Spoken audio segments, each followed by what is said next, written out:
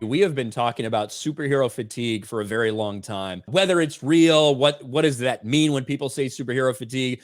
James Gunn had some very interesting things to say about it. And he said, you know what?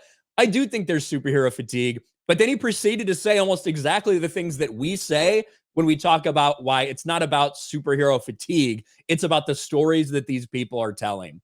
James Gunn says superhero fatigue is real post Endgame. It's hard for Marvel to keep making good movies. I think even though he says there's superhero fatigue, everything he's describing is exactly what we say. I really want Marvel to keep making good movies, but I think it's really hard in the wake of the Endgame blip. There's this worldwide, universe-wide event that happened, and in truth, everybody would be stark raving mad at this point.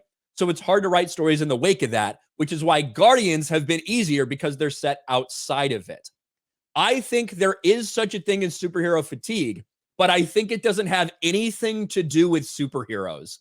It has to do with the kind of stories that get to be told. And if you lose your eye on the ball, which is character, we love Superman, we love Batman, we love Iron Man because they're just incredible characters that we have in our hearts.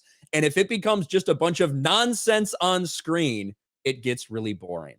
I think the only thing that he tripped up on was I think there is a such thing as superhero fatigue, but then he completely contradicts the fact that there is no such thing as superhero fatigue. There's a such thing as bad movie fatigue. But, you get asked questions. Sometimes you trip over words, whatever. You know what I mean? Well, So I think that what he's saying is actually kind of exactly what we say.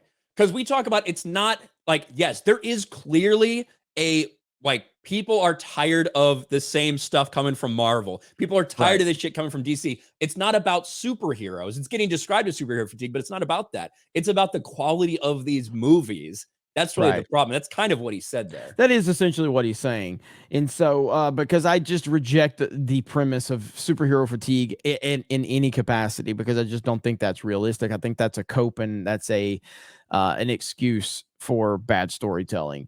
And so ultimately, yes, everything else he said, though, it just makes sense. Yes, we do love Batman. We do love Superman. I guess we love Iron Man post Tony Stark, because before then, nobody gave a fuck about Iron Man. But it's more so we love Superman, we love Batman, we love Spider-Man is what he should have said. Ultimately, we love our superheroes. But now, God, man, I remember years ago, a long time ago, years ago, I was just like, I can't wait to see an on-screen Moon Knight. I want a Moon Knight movie.